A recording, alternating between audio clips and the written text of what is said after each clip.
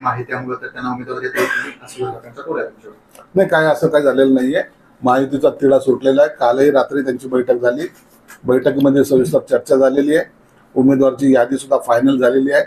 कोणत्या वेळेला कोणते डिक्लेअर करायचं आहे हा एकनाथ शिंदे साहेबांचा अधिकार आहे. ते त्यावेळेला करतील, त्यावर निश्चिंत राहावं. उद्धव ठाकरेंनी आपली कबर आपणच खोदली अशी गिरीश महाजन म्हणतात.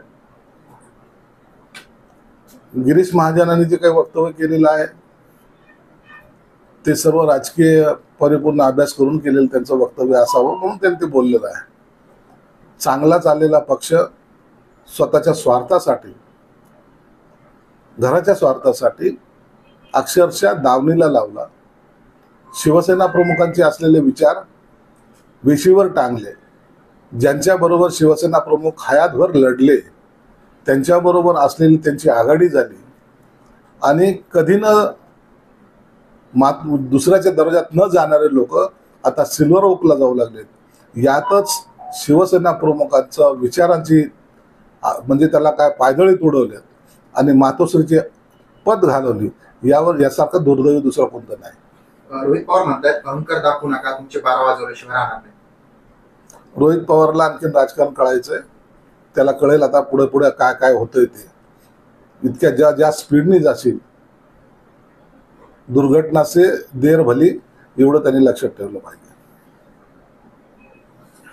कोकणातल्या दोन्ही जागा आम्ही जिंकू, राणेंची फक्त मीडिया चर्चाच भासवत जातो.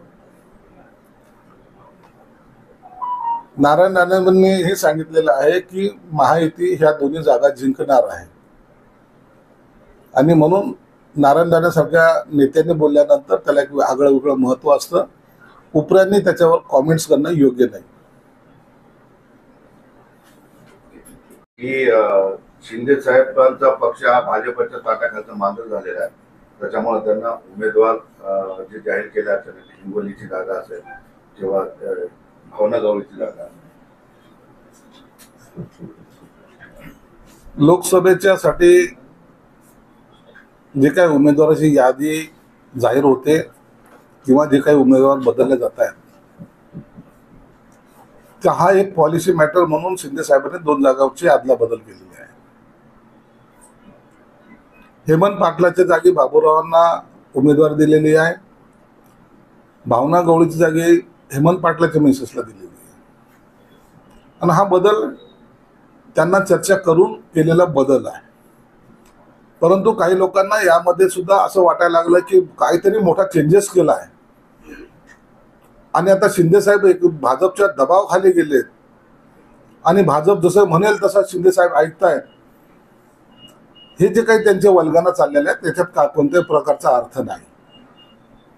जागा जिंकणे हा मूळ हेतू असल्यामुळं आम्हाला गडबड यादी डिक्लेअर करण्याची नाही. आम्हाला ते जागा कशा निवडून येतील यावर आमचं लक्ष आहे. म्हणून इतरांनी काय बोलावं, इतरांनी काय टीका करावी याकडे आम्ही दुर्लक्ष करतो. आम्ही त्यांच्याकडे पाहत सुद्धा नाही. आमचा पक्ष काय आहे, आम्ही काय आहोत याची जाणीव त्यांना चांगल्या प्रकारे आहे. आणि कालच उदय सामंतने सांगितल्याप्रमाणे हे येत्या 8 दिवसामध्ये काही आमदार जे आमच्या संपर्कात आहेत ते सुद्धा आमच्या पक्षात येणार आहेत. म्हणून चिंता स्वतःचा पक्ष वाचवण्यासाठी करा. मी हे वारंवार सांगतोय. तुमच्या या नादानपणाच्या स्टेटमेंटमुळं, तुमच्या ह्या बालिशपणाच्या वक्तव्यामुळं त्या पक्षाचा सत्यानाश झालेला आहे. स्वतःच्या पक्षाचा तुमच्यावर असलेला विश्वास जर पाहिला तर त्याची जाणीव तुम्हा सर्वांना होईल. पक्ष तुमच्यावर विश्वास नाही, तुम्ही इतरांवर जाऊन टीका करायला लागलेत. मला वाटतं हे संयुक्तिक नाही. आपण आपल्या पक्षाच्या ध्येय धोरणाचा किंवा आपल्या पक्षाच्या प्रचाराचा याच्याबद्दलचा गंभीरतेने आपण विचार करा. दुसऱ्याच्या पक्षावर डोकू नका एवढं तुम्हाला विनंती राहणार आहे. नसता जर आम्ही बोलायला लागलो बोलूच, परंतु त्याला थोडासा अवधी आहे. त्या टायमाला तुम्हाला पळतीभुई थोडी होणार आहे. ते म्हटलं की 2-4 महिन्याचा पक्ष राहिलेला आहे शिंदे गटाचा, याच्यानंतर पक्ष सांगतो. नाही, त्यांनी तर सांगताना थोडीशी त्यांची गडबड झालेली आहे. त्यांना माहिती आहे उभाटा गट हा 2-4 महिन्याचाच राहिलेला आहे. त्यानंतर या पक्षाकडे ना उमेदवार भेटणार आहेत ना कार्यकर्ते भेटणार आहेत. आजची अवस्था पाहिली तर ज्यांच्या लाखोच्या सभा व्हायच्या ते आता हजारावर आलेले आहेत. काही दिवसांना हे गल्लीमध्ये फिरताना दिसतील. जे तुमच्या सोबत आले त्यांना आता पश्चाताप होतो असे चंद्रकांत खैरे म्हणतात. चंद्रकांत खैरेंना या लोकसभेमध्ये त्यांची सुद्धा जागा आम्ही दाखवून देऊ. आणि ज्यांच्या दारोद्यात ते जात आहेत ते काही दिवसामध्ये हे ते आमच्या बरोबर असतील. पण आता तुमचं लढाई जी असेल ती शिवसेनेची असेल की शिंदे विरुद्ध शिवसेना, शिवसेनेविरुद्ध शिवसेना असेल की शिवसेना विरुद्ध एमआयएम असेल? इथलची जी निवडणूक संभाजीनगरची होणार आहे ती शिवसेनेची एमआयएमच्या बरोबर असलेली लढत असणार आहे. म्हणून आमची लढत एमआयएम बरोबर आहे. इतर कोणत्याही पक्षाशी आमची लढत नाही. आणि ही सीट आमच्यासाठी प्रतिष्ठेची असल्यामुळे ही आम्ही जिंकणार आहोत. खैरे हे तुमचे प्रतिस्पर्धी आहे? नाही, खैरे आमचे प्रतिस्पर्धी होऊ शकत नाही. श्रीकांत शिंदे पुन्हा दिल्लीत पोहोचू शकणार नाहीत असे संजय राऊत म्हणाले. संजय राऊत आमच्या आशीर्वादानं राज्यसभेवर गेलेलं आहे याचं भान त्यांनी ठेवलं पाहिजे. श्रीकांत शिंदे दिल्लीतही जातील आणि चांगल्या बहुमतानं जातील हे मी तुम्हाला ठामपणे सांगू शकतो. श्रीकांत शिंदे हा फक्त एकनाथ शिंदेचे चिरंजीव आहेत, मुलगा आहे, ही त्याची लायकी असं समजण्याचं कारण नाही. त्यांनी केलेली कामं एकदा मतदारसंघात जाऊन पहा. ज्या कामाचा व्याप जर तुम्ही पाहिला, त्या कामाची जर स्पीड जर पाहिली तर पेविंग पेक्षा कितीतरी पटीने तिकडे चांगले कामं झालेले आहेत. आणि म्हणून त्यांना निवडून येण्यात कोणतीही अडचण सुद्धा नाही. बच्चू कडूंचा आणि राणांचा वाद वाढलाय. बच्चू कडू ही काँग्रेसची बी टीम आहे असं तर राणा म्हणतात. बच्चू कडू आणि राणाचा वाद चाललाय. त्यावर मुख्यमंत्री आणि उपमुख्यमंत्री त्यांना समजवण्याचा प्रयत्न करतायत.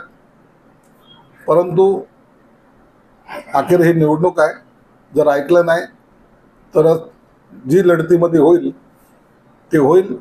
जो निकाल येईल तो आपल्याला मान्य करावा लागेल. फायनल झालं, उमेदवारी फायनल झाली असं मानलं जात आहे. आणि ते प्रचार कार्यालयासाठी जागा सुद्धा शोधतायत. याच्यात कितपत तथ्य पक्षाने अजून काही ध्यान दिलं नाही. एकनाथ शिंदे साहेबांनी जोपर्यंत उमेदवाराच्या नावाची घोषणा करत नाही तोपर्यंत कुणाचंही तिकीट फायनल झालेलं नाही, महाराष्ट्रातल्या सुद्धा. म्हणून छत्रपती संभाजीनगर असेल की महाराष्ट्रामधले इतर मतदारसंघ असेल, जोपर्यंत ते डिक्लेअर करत नाही तोपर्यंत कोणी जर घाई केली तर कदाचित त्याचे परिणाम त्यांना वाईट भोगावे लागतील. म्हणून पक्षाचा आदेश येईपर्यंत कुणी अशी गडबड करू नये अशी मी त्यांना सुद्धा विनंती करतो. नवनीत राणा यांना मोठा दिलासा मिळाला आहे, कारण आता त्यांचं प्रमाणपत्र जे आहे ते वैध झालंय आणि लढण्याचा मार्ग मोकळा झाला. सुप्रीम कोर्टाने निकाल आहे त्यावर भाष्य करणे योग्य नाही. मुख्यमंत्री ठाण्याचा सुद्धा वाघ समजतात, परंतु ठाण्यात उमेदवारी देऊ शकले नाही आणि ते तुम्ही भाजपच्या दबावाखाली असतात असं राऊत म्हणले. ठाण्याचा वाघ आहे पण मुलाची सुद्धा उमेदवारी जाऊ शकतो. त्यांना माहिती आहे का निवडणुका? कधी त्या माणसाने निवडणुका लढल्यात का? संजय राऊतनी कोणती निवडणूक लढली? नगरसेवकाची, आमदारकीची, खासदारकीची? एक प्रोसेसचा भाग आहे हा. फॉर्म भरायची तारीख किती लांब आहे. आता उमेदवारी जाहीर करून काय करायचंय? योग्य वेळेला योग्य निर्णय घेणं हे शिंदे साहेबांचं वैशिष्ट्य आहे. घाई गडबडीमध्ये निर्णय घेऊन पश्चातापाची पाळी आमच्यावर येणार नाही. म्हणून योग्य वेळेला तो योग्य निर्णय घेतील. त्याबद्दल इतरांनी चिंता करू नका ना. कोणता उमेदवार कधी डिक्लेअर करायचं हे तुम्ही कोण सांगणार? शिंदे साहेबांना करू द्या ना. परंतु शिंदे साहेबांनी आपल्या मुलाचे सुद्धा उमेदवारी जाहीर केली नाही. याचं यांना काय, मला वाटतं काही खेद करायचं यांची काही गरजच नाही. म्हणून वाकून पाहण्याची सवय आहे ती सोडा. वारंवार सांगतोय मी तुम्हाला. बोलताना थोडं तारतम्य ठेवा. लोक कंटाळलेत, लोक शिव्या देत आहेत, लोक तुम्हाला तुमचा चेहरा पाहायच्या मनस्थितीत नाहीत हे समजून घ्या. तुम्ही ऍक्टिंग करून हातवारे करून बोलतायत पण लोकांना हे पसंत नाही. हे सर्व महाराष्ट्राच्या जनतेला माहिती आहे की हे माणसाचा चेहरा पाहता दिवस वाईट जातो. म्हणून अशाच ह्या लोकांच्या वर आता आम्ही सुद्धा भाष्य करणं टाळतोय. एकनाथ शिंदे ज्यावेळेस पक्ष फुटला आणि लोक तिकडे गेले तेव्हाच म्हटले की एकही आमदार मी पडू देणार नाही असं त्यांनी आश्वासन दिलं होतं. मात्र आता एक खासदाराचे तिकीट कापून एक तिकीट पडायला लागल्यात. आणि विधानसभेच्या आधी अख्खी टीमची विकेट पडेल असं आदित्य ठाकरे. आम्ही कोणत्या वेळेला कोणते गणित मांडायचं याचा पूर्ण अभ्यास शिंदे साहेब करतायत. कोणताही खासदार असेल, आमदार असेल, याला कधीही ते सोडणार नाही याची सगळ्या आमदारांना, खासदारांना शाश्वती आहे. म्हणून शिंदे साहेबांनी जोही निर्णय घेतला तो आम्हाला मान्य असतो. तुम्ही जर पाहाल तर हेमंत पाटलाची उमेदवारी कट केली म्हणून काय झालं, त्यांच्या मिसेसला दिलेली आहे. योग्य वेळेला योग्य निर्णय घेऊन आपला कार्यकर्ता कुठं त्याचं खच्चीकरण करू नये याकडे त्यांचं लक्ष असतं. एखाद्या खासदाराची जर आणखीन उमेदवारी जर कट केली असेल तर निश्चितच त्याच्याबद्दल त्याला वेगळ्या पद्धतीने पुन्हा ऍडजस्ट करण्याचं काम एकनाथ शिंदे साहेब जरूर करतील. विकेट पडायला सुरुवात झाली. नाही नाही नाही, असं काही नसतं. आमच्याकडे विकेट पडायची नाही, आम्ही लोकांच्या विकेट पाडू. बच्चू दिल्ली अभी बहुत दूर है असं संजय राऊत श्रीकांत शिंदेना म्हणतात, सल्ला दिलाय. संजय राऊतने हा सल्ला तुमच्या बाजूला जे आहेत त्यांना दिला तर बरं होईल. जे विद्वान आणखीन तुमच्या बाजूला आहेत त्या बाळाला जर त्यांनी हा सल्ला दिला तर बरं होईल, ज्यामुळं तुम्हाला पक्षामध्ये असलेलं स्थान तुमचंही कळेल.